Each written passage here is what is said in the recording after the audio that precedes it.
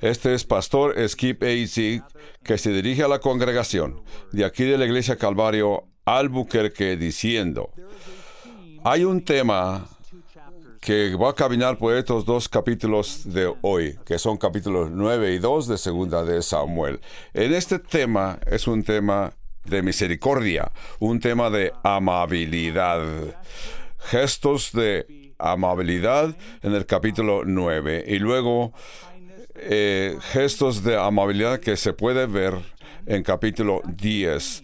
Pero este es el tema, para adelantarnos un poco, en el verso 1 de 2 de Samuel capítulo 9. Dijo David: ¿ha quedado alguno de la casa de Saúl a quien haga yo misericordia por el amor a Jonatán? En el capítulo 3, el rey dijo: ¿no ha quedado nadie de la casa de Saúl quien haga yo misericordia? Y en el verso 7, y le dijo a David: no temas ni tengas temor, porque yo a la verdad haré contigo misericordia. En el capítulo 10 y verso 2, y dijo David: yo haré misericordia a Hanún, hijo de Nahas. Entonces, el tema que vemos en estos dos capítulos 9 y 10 de Segunda de Samuel es misericordia.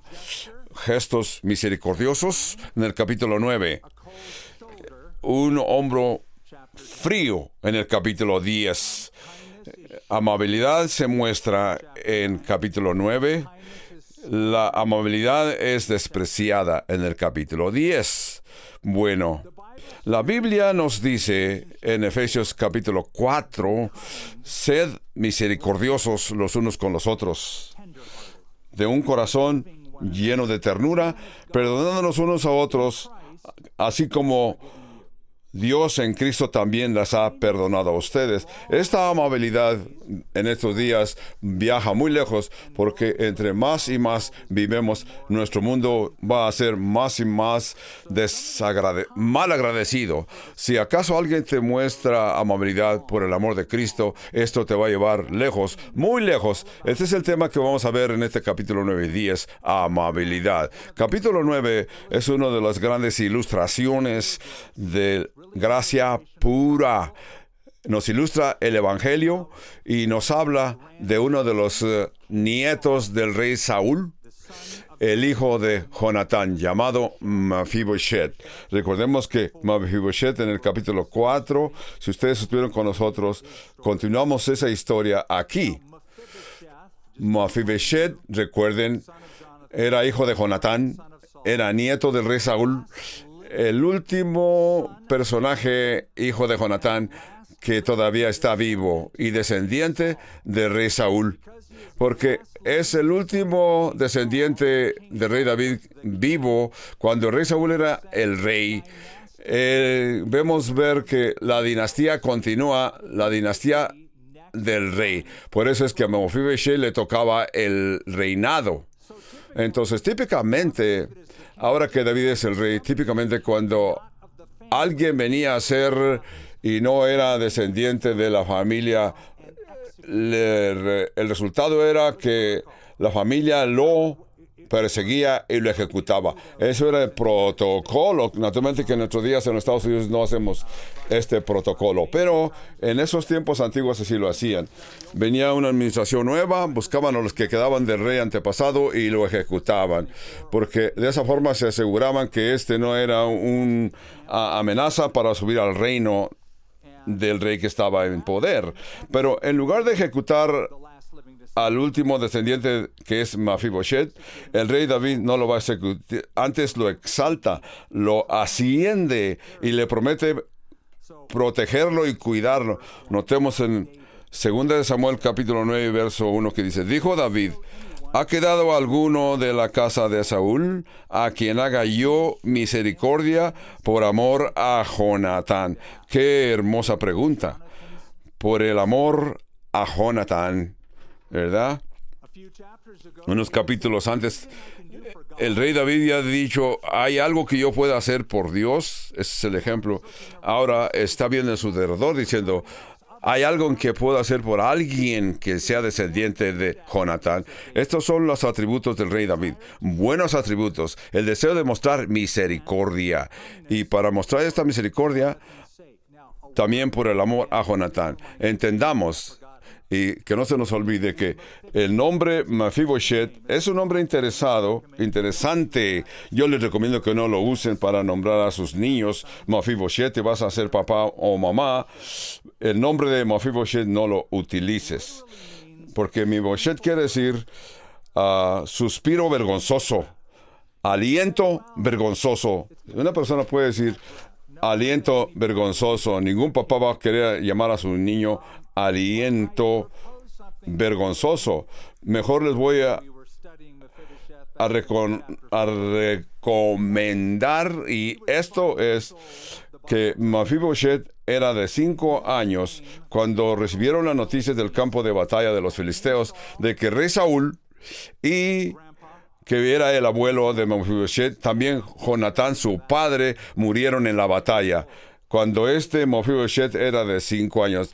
Y la historia dice que la nodriza o su niñera lo levantó, porque era el protocolo que conocía esta niñera de ejecutar a todos los descendientes del rey que había muerto. Por eso es que esta nodriza levantó al niño y corrió con él. Niño de 5 años se le cayó. Y que la caída fue tan severa que el niño quedó manco de los 2 pies por aquella horrible accidente. He mencionado que con todo que hemos leído esta historia, alguien que haya tenido un niño de 5 años reconoce de que un niño de 5 años ya puede correr de por sí, porque es que esta nodriza siente el deseo de levantar al niño de 5 años y correr con él. Lo único que podía haber dicho esta nodriza: Mefiboshet, corre, Mefi, corre por tu seguridad, corre, huye. Pero ella lo levantó. ¿Por qué? Y yo me imagino que esto indica que este niño padecía de asma. Tenía asma, problemas para respirar. No lo podemos comprobar por la idea que le llamaron vergonzoso respiro. Esto indica que este niño padecía algún tipo de asma, alguna forma de lo que haya sido, pero tenía problemas para respirar. Por eso es que esta nodriza sintió deseo de levantarlo. Sin darse cuenta, se le cayó y en este horrible accidente él quedó lisiado, ¿verdad? Porque según Samuel 9:2 dice: había un siervo de la casa de Saúl que se llamaba Siba, al cual llamaron para que viniese a David, y el rey le dijo: ¿eres tú Siba? Y respondió: sí, tu siervo. Y el rey le dijo: no ha quedado nadie de la casa de Saúl a quien yo haga misericordia de Dios. Es lo que dijo. Y Siba le respondió al rey: aún queda un hijo de Jonatán, lisiado de sus pies. Entonces, ¿qué vemos aquí? Voy a tratar de explicar, a ver si ustedes han puesto atención. Yo sé que ya pasamos como un año que estudiamos la carta primera de Samuel del Antiguo Testamento. Fue el año pasado en junio. Pero hay algo en las Escrituras que ya estudiamos, que tomó lugar y sucedió, que le causó al rey David el ser motivado para encontrar no solamente un descendiente de Saúl, pero en particularmente un descendiente de su amigo Jonatán, para mostrarle amabilidad. Sí lo hay. De veras, hay una promesa que se hizo. Primera de Samuel, capítulo 20. En una reunión entre Jonatán y David cuando eran jóvenes. David sospechaba que Saúl intentaba matarlo. Jonatán no se lo cree, así que Jonatán vino con esta idea para encontrar la verdad. Jonatán le dijo al rey David, al joven David, dice: no solamente me mostrarás amabilidad en el Señor cuando todavía vivas, pero también no serás cortado y me mostrarás amabilidad, porque no me cortarás de mi casa para siempre. No cuando el Señor ha cortado a todo alguno de los enemigos de David de la fase de la tierra. Por eso es que Jonatán hizo jurar a David otra vez porque le amaba, pues le amaba como a sí mismo. Le amaba como a sí mismo. Esta es la historia en 1 Samuel 20, comenzando con el verso 15 en adelante. Porque David hizo un pacto con Jonatán y le obligó a que jurara a Jonatán. Por eso es que David desea de honrar algún descendiente de su amigo Jonatán. Se pregunta, ¿acaso hay algún descendiente de Saúl, aún descendiente de Jonatán? Porque David se recuerda que le hizo promesa a Jonatán de hacer el bien. La palabra amabilidad que encontramos aquí es una palabra hebrea que siempre la encuentro fascinante. Yo no sé mucho hebreo. Puedo leer el hebreo y entender lo que las palabras dicen, pero la palabra hebrea que aquí se usa 250 veces se utiliza en las escrituras, la palabra es Hesed. A veces se traduce como amor real, o amor del pacto, o amor de amabilidad. Aquí es traducida en amabilidad. Pero porque conozco esta palabra, hace algunos años que yo estaba visitando la oficina de lo que en aquel día era el primer ministro de Israel, Benjamín Netanyahu. Benjamín Netanyahu comenzó a hablar el tema de Jesucristo, comenzó a discutir acerca de Jesús, a hablar de cuánto admiraba él a Jesús. Y yo le pregunté, ¿por qué usted admiraba a Jesús tanto? Porque dijo, de todos los judíos que he oído, Jesús ha traído, y no encontraba esa palabra, volteó uno de sus ayudantes como diciendo, ayúdame. Y yo fui el que dije, Hesed. Él dijo, sí, esa es la palabra, Hesed. Jesús trajo el amor y amabilidad de Dios mejor que nadie. Es esta palabra que se utilizó en el Antiguo Testamento para referirse a el amor leal que alguien tiene porque fue una promesa. Dios nos ama con ese tipo de amor. Aquí vemos el amor que tenía David por Jonatán, su amigo, y recuerda que debe demostrar ese amor tan leal. Así que el rey preguntó, ¿no ha quedado nadie de la casa de Saúl a quien haga yo misericordia de Dios? Siba le respondió al rey, aún ha quedado un hijo de Jonatán lisiado de pies. Entonces el rey le preguntó, ¿dónde está? Siba respondió al rey, he aquí está en la casa de Maquir, hijo de Amiel, en los Lodebar. Lodebar se llama. Lodebar es una palabra que quiere decir donde no hay pasto. Es un terreno árido al oriente del río Jordán. Entonces envió el rey David y le trajo de la casa de Maquir, hijo de Amiel, de Lodebar, y vio Mefiboshet, hijo de Jonatán, hijo de Saúl, a David, se mostró sobre su rostro y hizo reverencia y dijo, dijo David a Mefiboshet, y él respondió, he aquí tu siervo. 7. Y le dijo David, no tengas temor, porque yo creo que a este punto Mefiboshet estaba temblando de miedo, porque el protocolo de esos tiempos era que debían de matar a todos los descendientes del rey antiguo. Por eso es que le dijo a David, no tengas temor, porque yo a la verdad haré contigo Hesed, misericordia, amor y amabilidad, por el amor a Jonatán tu padre, y te devolveré todas las tierras de Saúl tu padre, y tú comerás siempre a mi mesa. Comerás siempre a mi mesa. Esa es la promesa de David a Mefiboshet. Tenemos un perfecto retrato de la salvación, una correlación de el amor que David muestra a Mefiboshet como el amor que Dios muestra a nosotros. En primer lugar, tenemos que reconocer Mefiboshet era de una familia despreciada, la familia de Saúl. La familia de Saúl se había puesto a un lado, como dijo el profeta Saúl. Dios quitará el reino de ti, Saúl, y se lo entregará a otro hombre mejor que tú. Por eso es que la familia de Saúl ha sido despreciada, la familia del rey David ha sido seleccionada para ser ascendida al reino. Así que Mefiboshet desciende. Tú y yo descendemos de la familia de Adán. ¿verdad? Reconoce esto. La familia de Adán que está bajo la maldición de Dios, bajo el pecado de Adán. Una familia despreciada. Somos hijos de Adán y Eva, hijos e hijas de Adán y Eva.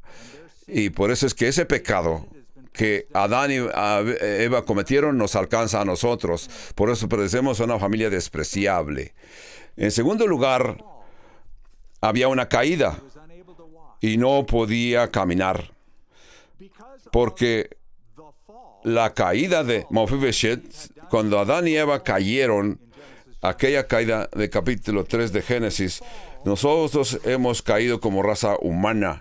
Y el resultado ha sido que hemos sido mancos por el pecado. Y entonces, Pablo dice en Efesios, una vez anduvimos de acuerdo al curso de este mundo, o descarriados, desintegrados.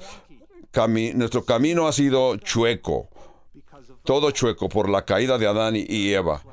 Así también, el tercer punto aquí es Mefiboshet estaba viviendo en Lodibar, lo que quiere decir lugar sin pasto, un lugar árido, estéril, esa tierra árida al oriente del río Jordán, cerca de lo que era la tierra prometida. Así que aquella tierra es una tierra que no producía, una parte muy pobre de la nación. Mefiboshet ni casa tenía, vivía en casa prestada. Así que tú y yo somos pobres en espíritus. No somos satisfechos con las cosas de este mundo. Vivimos al oriente del río Jordán, en lugar donde no hay pasto. Luego, Mefiboshet era totalmente lisiado y no podía hacer nada por sí mismo. Si el rey David no le hubiera mostrado misericordia para comenzar, aquel hombre que estaba en aquella condición tan triste, aquel hombre no tuviera tenido esperanza. En las escrituras, en la página de las escrituras aparece el nombre de Mefiboshet, porque Mefiboshet fue encontrado por el rey David. La Biblia dice que nosotros amamos a Dios, pero Él nos amó primero. Dios nos buscó. Somos nosotros que necesitamos ser encontrados por Dios. Entonces, si no fuera por el amor de Dios que nos alcanzó y Dios comenzó, nuestros nombres no estuvieran escritos en el libro de la vida, ¿verdad? Enseguida, el rey David proveó para Mefiboshet, y eso es que proveó para toda la necesidad que podía tener en su vida. David trató a Mefiboshet como su propio hijo. Lo adoptó, podríamos decir, lo adoptó y lo hizo parte de su familia. Le dijo, comerás en mi mesa, te voy a tratar de una forma real el resto de tu vida. Te voy a mostrar misericordia. Tú y yo necesitamos y reconocer que somos adoptados en la familia. No nacimos, hemos sido adoptados. Y Dios nos ha tratado como Jesús merecía ser tratado, porque Dios trató a Jesús en la cruz como tú y yo merecemos ser tratados. De esa forma, Dios nos muestra misericordia. El libro de Efesios, capítulo 2, que dice que en los cuales anduvisteis en otro tiempo siguiendo la corriente de este rumbo, ante los cuales también todos nosotros vimos, pero Dios nos ha dado vida y nos ha levantado a lugares celestiales. Pero Dios, que es rico en misericordia, por su gran amor con que nos amó, aun estando nosotros muertos en pecados, nos dio juntamente con Cristo la gracia. Por gracia sois salvos. Le voy a reducir a una expresión. A Dios le va a tomar toda la eternidad para mostrarnos cuánto nos ama y nos amó. Cuando Dios estaba en el cielo, y Dios desde el cielo va a revelar una y otra vez la misericordia de Dios. El amor de Dios es derramado sobre nuestros corazones, y juntamente con Él nos resucitó, y asimismo nos hizo sentar en los lugares celestiales en Cristo Jesús. Qué hermoso retrato de nuestra relación, de que Dios comenzó con nosotros. Y luego, 2 Samuel 9, verso 8, dice, y él inclinándose dijo, ¿quién es tu siervo para que mires a un perro muerto como yo? Mefiboshet se refiere a un individuo inservible como él, porque está manco. Entonces el rey llamó a Siba, siervo de Saúl, y le dijo: todo lo que fue de Saúl y de toda su casa, yo lo he dado a el hijo de tu siervo. Tú pues le labrarás las tierras, tú con tus hijos y tus siervos, y almacenarás los frutos para que el hijo de tu señor tenga para comer. Pero Mefiboshet, el hijo de tu señor, comerá siempre a mi mesa. Y tenía Siba 15 hijos y 20 siervos. Y respondió Siba al rey: conforme a todo lo que has mandado a tu señor, el rey tu siervo lo hará. Hay un hermoso himno en los Salmos de David. Me trajo a la mesa del banquete para comer de su mesa. Segunda de Samuel 9, 8 y 9 y 10. De esta forma Dios nos promete que iremos a las bodas del Cordero. Tú y yo disfrutaremos un trato real. Verso 11. Y respondió Siba al rey: conforme a todo lo que ha mandado el Señor al rey, su siervo así lo hará tu siervo.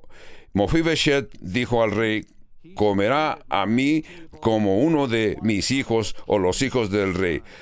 Es lo que dijo el rey. Yo le voy a tratar a Mefiboshet como si fuese mi propio hijo, por el pacto que yo hice con Jonatán, su padre. Así como Dios nos muestra ese amor por los méritos de Cristo, por el amor que Dios tiene a su Hijo Jesús. No por nada que hayamos hecho tú y yo, sino por el amor que Dios tiene a Jesús. Verso 12. Y tenía Mefiboshet un hijo pequeño que se llamó Mica, y toda la familia de la casa de Siba eran siervos de Mefiboshet. Y moraba Mefiboshet en Jerusalén, porque comía siempre a la mesa del rey, y estaba lisiado de ambos pies. Es el verso 13. Yo podía mostrar la bondad de Dios solo con el amor de Dios. Aquí vemos que David está mostrando misericordia a Mefiboshet y sus descendientes. Aquí también muestra amabilidad y misericordia a todos los descendientes de Mefiboshet. Cuando hablamos de misericordia y amabilidad de Dios, cuando hablamos de la misericordia de Dios, no es algo que es vertical. No es solamente vertical, sino también horizontal.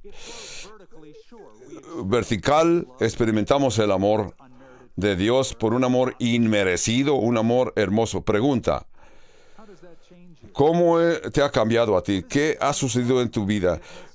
¿Cómo te sientes después de que has experimentado el amor y misericordia de Dios? ¿Cómo debemos de reaccionar nosotros? Debemos de distribuir. Somos recipientes y tenemos que ser distribuidores del amor de Dios. Henry Grumman, lo he citado, comentarista, dijo: una de las cosas mejor que puedes hacer para Dios Padre es mostrar misericordia a sus otros hijos, a sus otros niños. Entonces, recibimos verticalmente y distribuimos horizontal. El rey David había recibido el amor de Dios, la misericordia de Dios. Ahora él quiere demostrar misericordia y amor a los que lo rodean, comenzando con Mefiboshet. Porque cuando tú ores, Jesús dijo, cuando ores, dile: Padre nuestro que estás en los cielos, santificado sea tu nombre, perdónanos nuestras deudas, así como nosotros perdonamos a los que han pecado contra nosotros. Entonces, yo he recibido perdón de Dios, yo tengo la responsabilidad de distribuir ese amor a los más descendientes de Dios. Efesios 4, verso 31, dice: quítense de vosotros toda amargura, enojo, ira, gritería, misericordia. Antes sed benignos unos con otros, misericordiosos, perdonándonos unos a los otros, como Dios también os perdonó a vosotros en Cristo Jesús. Vivimos en un mundo que está regresándose, no muestra amor. Y nuestros prójimos en nuestra nación estadounidense vienen a ser cada día más fríos, menos amables. Cuando tú tratas de ser amable contra otros, para otros, comienzas a pensar, ¿qué haré? Y piensas, ¿quién vive cerca de mí que yo le pueda mostrar misericordia porque yo he experimentado el amor de Jesús? ¿Tú crees que tener ese tipo y clase de amor que simplemente tú puedas pensar, ¿quién habrá cerca de mí que yo le pueda mostrar el amor del Salvador, ese sabor amoroso que Cristo muestra conmigo? Lo vas a encontrar. De esta forma yo puedo compartir con ustedes cartas que me han enviado personas. Les voy a leer una carta que recibí. Hace algunos años, nuestro grupo de los jóvenes decidieron salir a las calles en nuestra vecindad para simplemente limpiar las calles, levantar la basura, y colectaban la basura en bolsas de plástico. Y lo pueden hacer continuamente porque siempre hay basura que recoger en nuestra vecindad. Las cosas no se mejoran tan fácil. En esta carta que me enviaron a la iglesia Calvario diciendo, esta persona dije, yo siempre he oído cosas buenas acerca de Calvario y el sábado pasado lo pude ver. Un gran grupo de sus jóvenes vinieron a nuestra vecindad para recoger las hojas, la basura, no esperando recibir un pago, sino porque mostraban su amor cristiano. Yo estaba haciendo esto en la yarda de mi casa. Vino este grupo y era una mañana muy hermosa, muy amable, y vino una persona joven y se dirigió a saludarme con ese amor de Jesucristo que lo rodea. Este grupo de jóvenes dejaron no solamente una vecindad limpia, sino también un espíritu cristiano que todavía se puede percibir en nuestra vecindad. Esta carta se la envió una de las personas que vive en esa vecindad donde nuestros jóvenes fueron a limpiar las calles y mostraron el amor de Cristo para ver y hacer diferencia en aquella vecindad. Esa es la historia del capítulo 9. Ahora vamos a ir al capítulo 10 de Segunda de Samuel. Después de esto aconteció que murió el rey de los hijos de Amón, y reinó en su lugar suyo Hanún, su hijo. Después de esto aconteció que murió el rey de los hijos de Amón, y reinó en su lugar Hanún, su hijo. Verso 2. Y dijo David, yo haré misericordia con Hanún, hijo de Nahash. El rey David está en una posición de ser amable. Misericordia con Hanún, hijo de Nahash, como su padre la hizo conmigo. Y envió David sus siervos para consolarlo por su padre. Mas llegados los siervos de David a la tierra de los hijos de Amón. Esto es interesante. Bien interesante. La razón que es interesante, ¿por qué? Este Nahash, el rey que había muerto, David dice, yo quiero mostrar misericordia a su hijo, porque en una ocasión este Nahash me mostró esa amabilidad. Ahora yo quiero regresarle el favor y mostrarle amabilidad. Esto es interesante, a veces hasta me da risa. No sé si ustedes recuerdan quién era Nahash. Este Nahash apareció en 1 Samuel capítulo 11, cuando el rey Saúl vino a ser el rey.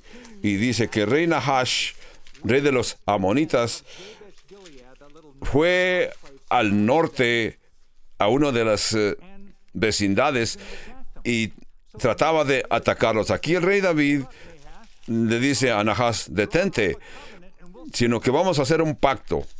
Este Nahash les sugirió que iba a hacer un trato con los hijos de Amón. Dijo, yo haré un trato con ustedes, vamos a hacer un pacto. No los voy a molestar, sino que los haré como mis siervos. También me van a permitir que yo les pueda sacar el ojo derecho. Le voy a sacar el ojo derecho, y la razón de esto, quizás él estaba pensando que no pudieran hacer un ejército para rebelarse contra el rey que era él. Les voy a sacar sus ojos.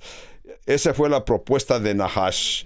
Y los hombres de Jabás dijeron, espérese, vamos a orar acerca de este asunto. Permítanos pensarlo por 7 días y vamos a compartir todo esto con el resto de las tribus para que vengan a ayudarnos, y si no, pues nos vamos a humillar. Nahash pensó nadie va a aceptar este trato. A esto el rey Saúl mandó su ejército para luchar contra de los soldados de Nahash y los hizo retroceder. Nahash, en ese caso, este Nahash, en hebreo Nahash quiere decir serpiente o culebra. Culebra, más bien. Si tú tienes una mascota que es una serpiente, le puedes llamar Nahash. Así que este Nahash se mostró como una culebra, como una serpiente. Dijo que les iba a sacar uno de sus ojos. Aparentemente, este Nahash, cuando Nahash estaba huyendo, siendo un fugitivo, quizás Nahash le dio aislamiento, protección al rey David cuando estaba huyendo de el rey Saúl. De esta forma podemos pensar que el rey David y Nahash hicieron alianza y el rey David se acordó de esta alianza del rey Nahash. Dice, él me hizo bien, ahora yo le voy a hacer bien a sus descendientes. Vamos a ver en 2 de Samuel, capítulo 10 y verso 3. Dice, los príncipes de los hijos de Amón dijeron a Hanún, su señor: ¿te parece que por honor David a tu padre te ha enviado consoladores? ¿No ha enviado David sus siervos a ti para reconocer e inspeccionar la ciudad para destruirla? 4. Imagínate que ellos recuerdan en una forma lo que sucedió hace ya como 30 años. Este Nahash atacó a Jabes Galead y todavía recuerdan que era lo que quiso hacer Nahash, sacarles un ojo. O también podemos pensar que ya que hay un rey nuevo llamado Hanún, quieren impresionarlo para continuar con él. Así que ellos vinieron con un plan. Dicen, nosotros no somos expertos en este tipo de conflictos. De veras lo que sucedió aquí, yo creo que ellos estaban viendo al rey David, a Israel, a través de sus fracasos, como tú y yo a veces lo hacemos. Vemos a las personas que nos rodean basado en lo que pensamos que la gente nos va a hacer algo, y siempre pensamos lo peor de ellos porque es lo que pensamos nosotros por naturaleza pecaminosa. Es lo que pensó el rey David. Pensaban que el rey David envió espías. Pensaron mal acerca del rey David porque es lo que hubieran hecho ellos. Si ellos hubieran estado en la posición de poder tratar con los vecinos, es lo que hubieran pensado en destruirlos. Verso 4. Entonces Hanún tomó los siervos de David y les rapó la mitad de su barba y les cortó los vestidos por la mitad hasta las nalgas y los despidió. Ahí dice nalgas y los despidió. Está claro que los trató mal, trató de avergonzarlos, los humilló. En primer lugar, les cortó la barba. En esos tiempos en Israel, la barba era algo símbolo de masculinidad, símbolo de libertad, porque cuando alguien era capturado, le cortaban su barba. Esa una forma de humillarlo al otro grupo. Entonces, símbolo de masculinidad, símbolo de libertad, como algunos eruditos han comentado. La barba de cualquier hombre es su mejor ornamento. Entonces, la Biblia nos habla acerca de esto. Salmo 103, verso 1 dice, mirad cuán bueno y cuán delicioso es habitar los hermanos juntos en armonía. Es como el buen óleo sobre la cabeza, el cual dice, desciende de sobre la barba de Aarón. Así que la barba ha sido siempre un símbolo de masculinidad y protección. Si tú que me estás escuchando tienes una barba bien ordenada, te felicito. Si estás aquí en el templo, tú tienes una barba bien ordenada, ponte de pie para ver esa barba que Dios te ha permitido. Veamos la barba de estos individuos. Yo envidio esa barba. Yo nunca he podido desarrollar una barba como ustedes. Lo he intentado, pero nunca he podido desarrollar una barba que me haga sentir orgulloso. Entonces, es lo que hacían. A los soldados capturados les cortaban la barba para humillarlos. Nos dice el libro de Isaías, el cortar sus vestidos al nivel de las nalgas era un símbolo de humillación, para humillar a aquellos soldados. De esta forma, no trataban de golpearlos, solamente les estaban mostrando el símbolo de masculinidad, símbolo de libertad, para hacerlos ver indecentes. Cuando se les dijo al rey David, estos malignos han maltratado, que trabajan para Hanún, me recuerdan. Yo he leído de que tú sabes que muchas gentes desafortunadamente tienen espíritu de crítica. Siempre están buscando cómo criticar. Así estas gentes están pensando en peor de lo peor para administrar y darle mal consejo al rey David. Eso está basado, yo creo que parte de que tienen un espíritu negativo. Si tú conoces a esas personas que tienen espíritu negativo, siempre ven lo peor, lo malo de todo. Sepárate de ellos. No continúes con ellos. No los hagas tus amigos, sino busca amigos que piensan positivamente. Tenemos que entender, leí un estudio que dice de que por cada comentario negativo que oye una persona, necesita y se requiere de 5 a 6 comentarios positivos para borrar los pensamientos negativos. Por eso es que yo te digo, si tú te reúnes con gente negativa, a lo mejor estás casado con una de esas personas negativas, háznoslo saber para orar por ti hoy y mañana. Así que si tú conoces ese tipo de gente y te rodean ese tipo de gente, anímate y sepárate de ellos, porque no te sirven para nada. Es lo que recomendó este rey por este grupo de gentes. Vamos a ver lo que va a suceder. Esto va a causar muertes a muchos soldados. Seguimos en 2 de Samuel capítulo 10 y verso 5. Cuando se le hizo saber esto a David, envió a encontrarles, porque ellos estaban en extremo avergonzados, y el rey mandó que les dijeran: quedaos en Jericó hasta que os vuelva a hacer crecer la barba, y entonces volved. Y viendo los hijos de Amón que se había hecho odiosos a David, se habían hecho odiosos a David, ellos se dieron cuenta que vinieron a ser odiosos a David. Ellos sabían muy bien, sabían que esto es algo que el rey David no lo ordenó. Ellos pensaron que fue un momento vergonzoso para estos soldados. Pensaron, de veras fallamos.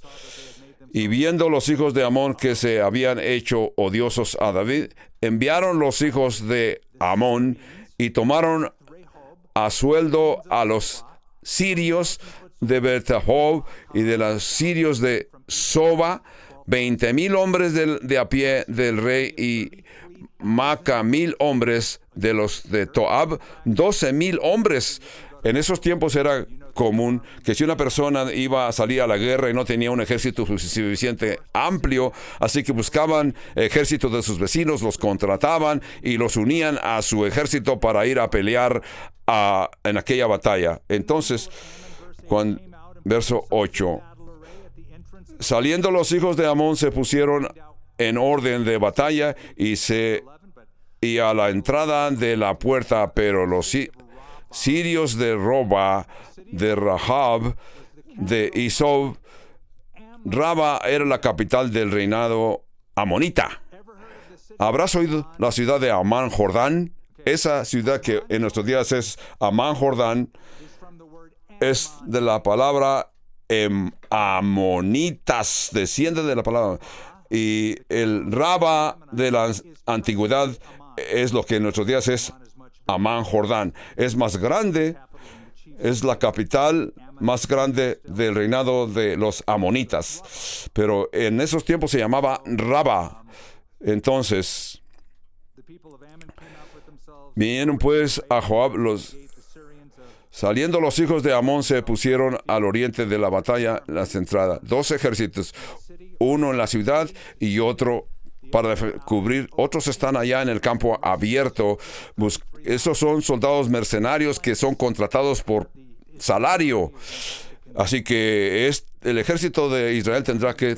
Verso 9. Viendo pues Joab que se le presentaba la batalla de frente y a los retaguardia entrascó a todo el escogidos de Israel. Entregó luego el resto del ejército en mano de Abasí, su hermano, y le alineó para encontrar a los amonitas. Y dijo: si los sirios pudieren más que yo, tú me ayudaréis. Y si los hijos de Amón pudieren más que tú, yo te daré ayuda. Y esfuérzate.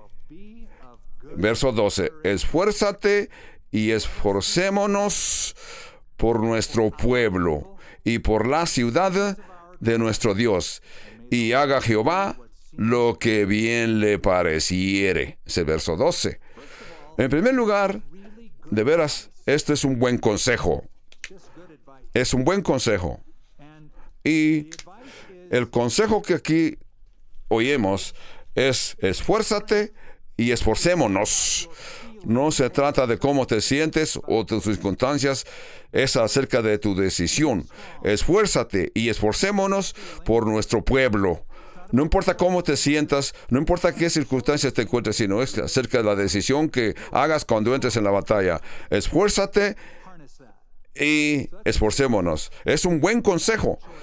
No se trata de lo que quieres hacer. También es una buena teología, porque esfuérzate y sé valiente para que el Señor Jehová haga lo que bien le pareciere. Aquí en este verso 12 de 2 Samuel capítulo 10 es una mezcla de el amor de Dios y la responsabilidad humana. Así que esfuérzate todo lo que tengas y Dios va a hacer su voluntad. Dios está en autoridad, Dios está en control. Si la voluntad de Dios es darnos la victoria, nos va a dar la victoria. Cuando se trata de ir a la batalla, cuando se trata de batallar en tu vida, Dios ordena desde el cielo el fin de todas las cosas, también el significado de todas las cosas. Que aquí Dios ordena la victoria en la batalla para Israel, y también Dios ordenó el significado de ser hombres valientes y pelear con toda su fuerza en aquella batalla.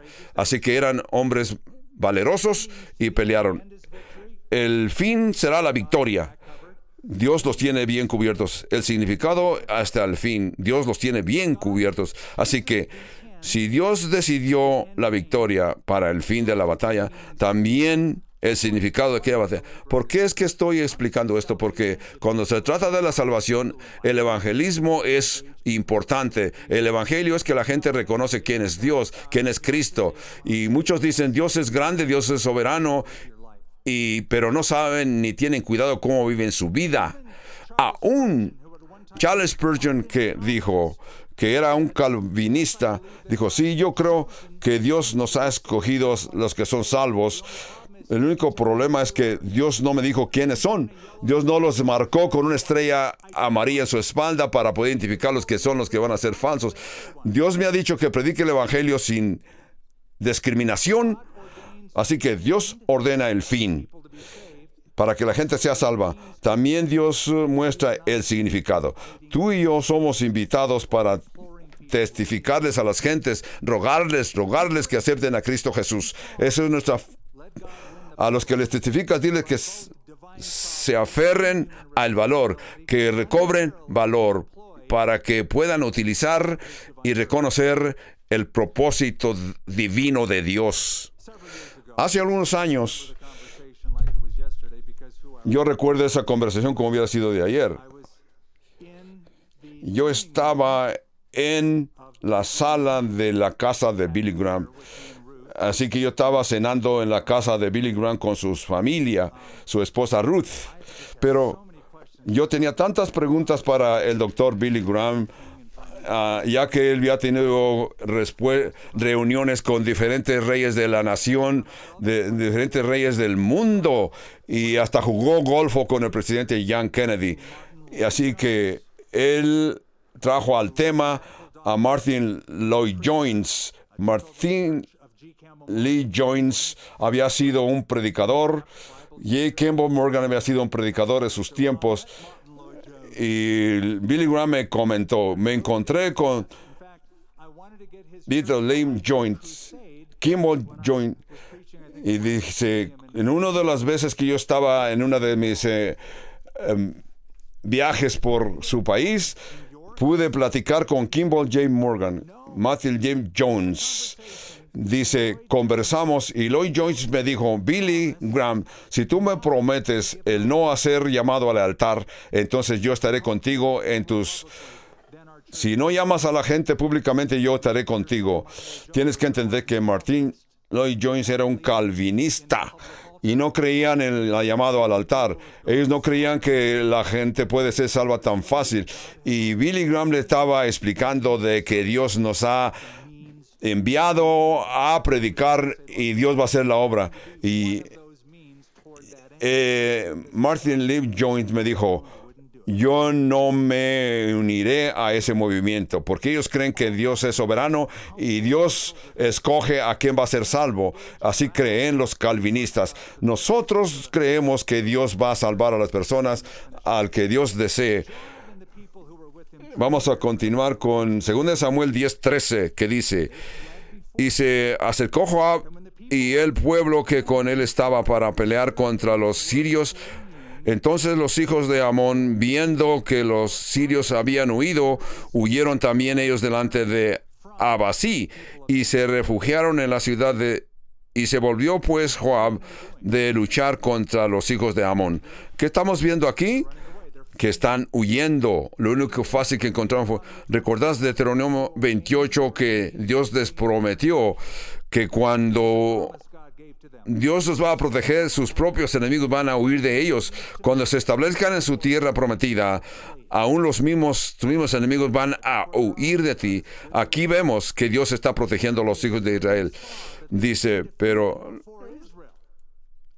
los sirios, viendo que habían sido derrotados por Israel, se volvieron a reunir para tomar de acuerdos, y envió Hadad a hacer e hizo salir a los sirios que estaban en otro lado del Eufrates, los cuales vinieron a Elam, llevando por jefe a Saboc, general del ejército de Hadad-Ezer. Cuando fue dado aviso a David, reunió todo Israel y pasaron el Jordán, vino a Elem, y los sirios se pusieron en orden de batalla contra David y pelearon contra David. ¿Qué está sucediendo aquí? Los enemigos de Israel están insistiendo, regresaron.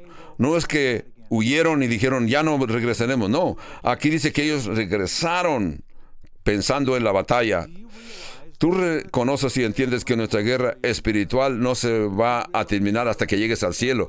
Reconoces que esta batalla contra el pecado continúa aquí, mientras vivamos en este cuerpo de carne. Vas a experimentar adversidades y no huyas de esas adversidades. Confróntalas con el amor y el poder de Dios. Envuélvete en la batalla. Jesús fue tentado por el diablo y dice la Escritura que el diablo se separó de Jesús hasta esperar el tiempo oportuno. ¿Cuál fue el tiempo oportuno para el diablo? ¿Cuándo fue ese tiempo oportuno? Antes de la cruz, cuando Jesús estaba orando en el huerto del Getsemaní. Satanás siempre está buscando esta oportunidad para atraparte. Tu enemigo insiste siempre y siempre. Así que el consejo para ti, esfuérzate, aprende las lecciones, esfuérzate para la batalla.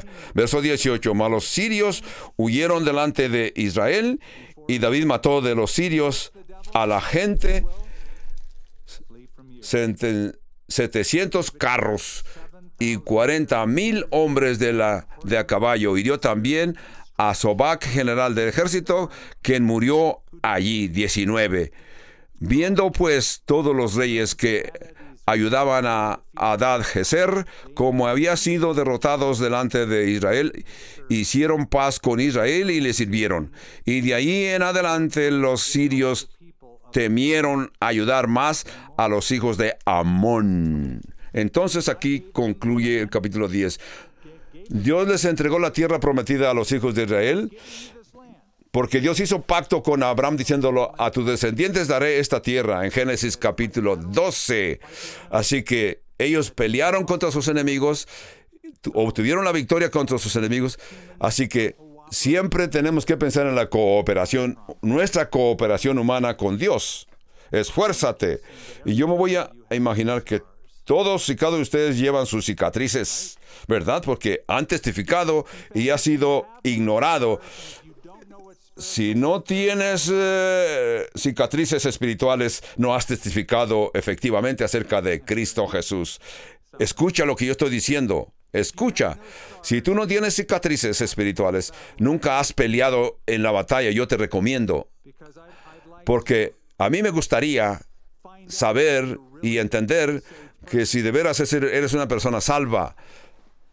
Porque todos cristianos que yo me he encontrado tienen sus cicatrices. Porque yo te recomiendo que leas el libro escrito por Amy Carmichael. Yo he mencionado a Amy Carmichael muchas veces, porque Amy Carmichael escribió un libro como si Jesús estuviera hablando individualmente con cada persona. Y Amy Carmichael dice en su libro: ¿no llevas cicatrices? Quizás en tu mente. Yo he oído ese gran sonido por la tierra. He oído que los descendientes de Dios y hijos de Dios llevan cicatrices espirituales. Yo fui golpeada y marcada con esas saetas, esas flechas espirituales que me han sido lanzadas y me han dejado cicatrizada. Así que yo te pregunto, ¿no tienes heridas? ¿No tienes cicatrices? Así como tu Señor lleva cicatrices y te dice: sígueme. Sígueme, lo que te dice tu Señor cicatrizado. Ahora mi pregunta es: ¿has seguido a tu Señor y no llevas cicatrices? Ten cuidado. Si tú sigues al Señor Jesucristo y vas a pasar por esas batallas, Jesús te promete la batalla, pero te dice: esfuérzate, esfuérzate, tienes que luchar. Frente a frente, confrontar al enemigo. Padre, danos esa fuerza. Vivimos en tiempos difíciles, en tiempos donde esa batalla no ha cesado. Esa batalla las podemos percibir. Nos duele porque tenemos que luchar día tras día confrontando al enemigo. Padre, no permitas que tus hijos se desanimen, sino que continúen al frente, esforzándose con ese denuedo. Padre, yo te pido que también nos animes. Padre, te pido que estas palabras que hemos oído, esta palabra, nos animen, para que la gente que continúan oyendo el Sagrado Evangelio continúen con ese valor, con ese deseo, que nos animes y nos des y nos permitas ver las batallas, nos permitas sentir esas cicatrices. Padre Santo, ya que estamos en el campo de batalla, esas cicatrices que nos duele porque hemos tenido que confrontar al enemigo cuando testificamos a nuestros vecinos, a nuestros parientes, a nuestros compañeros de trabajo. Padre Santo, danos ese deseo de poder ver esta victoria a través de los ojos del futuro, que podamos sentir ese valor, ese denuedo. Padre, yo te pido que a los que nos has escogido, que te has apiadado y misericordiosamente nos has escogido, venga tu reino, tu voluntad sea hecha aquí en la tierra como se hace en los cielos. Te lo pedimos en el nombre de Jesús. Amén y amén.